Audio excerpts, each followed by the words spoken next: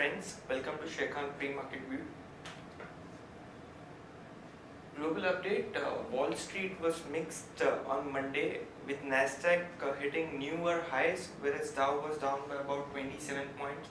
Even S&P closed by 4 points up. Most of the European markets were trading negative on close. This was bolstered on the tech stocks, which actually offset the weak economic data numbers which came out. GDP numbers which came out there weren't quite good.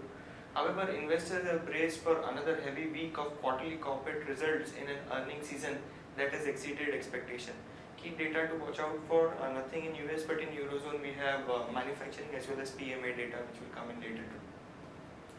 If you look at Indian markets, our markets extended their losses at the beginning of the May series, with Sensex closing down with 111 points and Nifty closing down by close to 38 points to close closer to 9300 levels.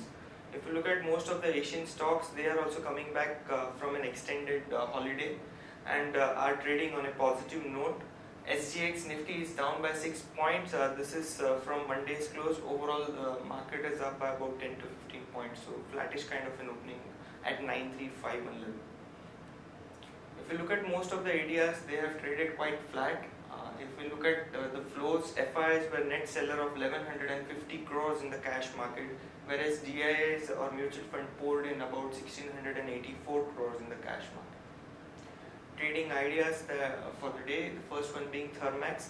Now Thermax has backed contract worth USD 157 million from a leading African industry major. This is majorly for supply of 3 packages comprising of 4 utility boilers, 8 heat recovery system generators and 2 flue gas system generator for its refinery and petrochem project, which is likely to be set up in Nigeria.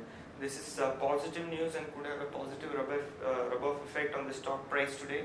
One can long it with stop loss of 995. The potential upside could be closer to 1065 and above. Our next idea is Aurobindo Pharma. As per media reports, company's Unit 4 has been issued a 6th observation from US FDA in the form 483, which has been issued to the company. This is sentimentally negative news for Aurobindo Pharma, and one can short it with stop loss of 615. The potential downside could be below 590.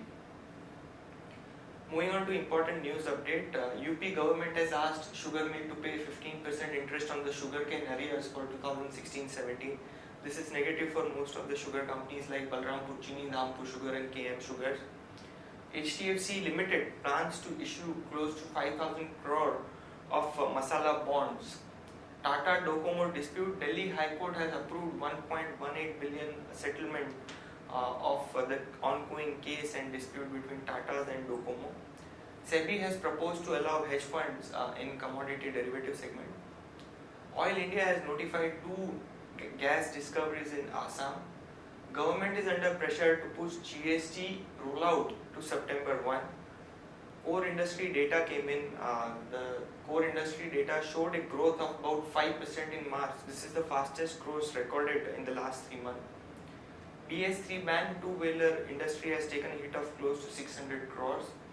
Dr. Reddy again has been issued, US FDA has issued 11 observations to companies, Bachupalli plant.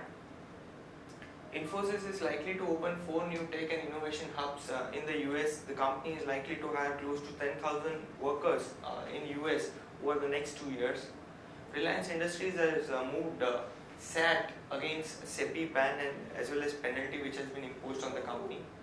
TRAI has begun process for network testing before commercial launch of services. IGL has acquired 2 steel pipelines from GAIL. Hero MotoCorp has hiked prices of scooter motorcycle by up to rupees 2200. Australia does not rule out government support in terms of extending loan for Adani mine project, and TVS Motor is likely to launch new bike scooter this fiscal. Moving on to the auto sales numbers which have been announced, couple of good numbers. Maruti came out with very robust number. The sales was up by about close to 20% and stood at 1.5 lakh unit. Even Eicher Motor came out with very robust numbers, 25% growth in its sales number, which stood at 60,142 units. whereas Tata Motors saw a decline in its sale by 21% and the sales number came in at 30,900 units. Important result update, Ambuja came in with a disappointing set of numbers. PAT came in at 247 crore versus 53.5 crore. Sales were at closer to 2900 crore. Bharat Financial again a disappointing set of numbers. The loss came in at 235 crore versus profit of 85 crore. Dabur again a disappointing number. The PAT came in at 333 crore versus 331 crore. Total income was down by about 5% and stood at 1915 crores. Raymond again a disappointing set of numbers. Sales was up by about 5%. However, EBITDA was sharply down by 18.6%. Margin stood at 8.2%, whereas PAT was down by about close to 38%. JSW again a disappointing set of numbers. Consolidated revenue from ops came in at about 1862 crores, sharply lower by about 30% YOY. Consolidated PAT came in at 25 crore versus 300 crore, down about 91%. Important results likely to be announced today. We have a couple of numbers. First one being Marico, estimate is 143 crore, and Inox Leisure, the estimate is about a flat number, a loss of about 0.9 crores. Other results, Kansai Nerolac, RBL Bank, Shriram City and JM Finance. Advisory picks for the day, Glenmark Pharma, Rico Auto, Vartec Baba, JK Tire and Wonderla Holidays. That's it friends, thank you. Good morning friends, early analysis on derivatives. In Friday's trading session, taking mixed cues from the international markets and being the first day of the May series, our market did open on a negative note, and thereon we did saw some kind of a selling pressure in the market on the first day of the May series, and due to which Nifty closed on a negative bias with a loss of around 0.25% at 9,333.70. Now on the open interest front, 2% was shared in the open interest. In the absolute number, that is around 4.10 lakh shares were shared in the open interest. However, cost of carry increased from 2% to 4.5%. Remember friends, we have started this May series with a very low premium, that is was around, only around 13-14 odd points. But now in Friday's trading session, it did increase from 14 points to 24 odd points, due to which we have seen a very sharp increase in the cost of carry. While the open interest, we did saw a 3 basis point increase in the put call ratio. Put call ratio in terms of open interest have increased by 3 basis point from 1.07 to 1.10, indicating we have been constantly seeing an unwinding on the call side, and simultaneously put option has been showing significant amount of addition in the open interest, due to which we have seen an increase in the put call ratio, and we have been starting this series with very healthy put call ratio of above 1. The last few expiries, last few series, we have been starting with put call ratio below 1, anywhere around 0.95, but in this expiry we did start with around 1.07 in the put call ratio, which is quite healthy sign for the market. And volatility index is the only one to watch out for. It's been decreasing. It's been trading at a multi-year low, and it's currently trading at a 10.75% only, and it decreased by around 2.5% in Friday's trade from 11.07 to 10.75 odd levels. On the options activity, as mentioned earlier, we have been seeing a constant unwinding on the on the call side.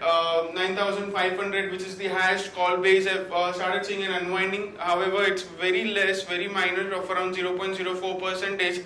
While 9,600 call option have also seen an unwinding of around 4%.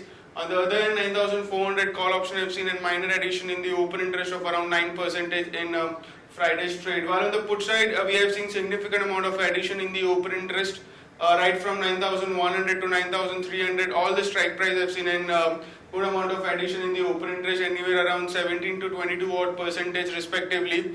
And most of the strike price there is in short addition, which has been seen by the market participants, and due to which we have seen the volatility index is also trading at a multi-year low level. So And in coming trading sessions, the activity of since Nifty has been trading at around 9,300, the activity of 9,300 put option would be watched quite closely, and further addition into it could signify the market could say more upside in the market. But if you see an unwinding in 9,300 put option, then expect some kind of a selling pressure in the market, at least for a very short term, that is for an intraday or 1 or 2 day basis. On the market level, 5 days VWAP stands at 9313 with a lower range at 9313 and higher range at 9400. On the derivative watch list, based on the derivative parameters, we have identified certain stocks on the positive and negative bias. Axis Bank current market price 512 rupees 80 paisa. Hindalco current market price 200 rupees 55 paisa, while Hindustan Zinc current market price at 269.70. A stock with negative bias at Tata Elxsi current market price 1524. Equitas current market price 167 rupees. Tata Securities in the ban period for today's trade: Adani Enterprise, Bharat Finance and JSW Energy. On the FIS front, index futures there were net sellers by 682 odd crores, while index options net buyers by 2,426 crores. Stock futures net sellers by 534 odd crores and stock options net buyers by 89 crores only. That's it from our side. Have a nice trading session.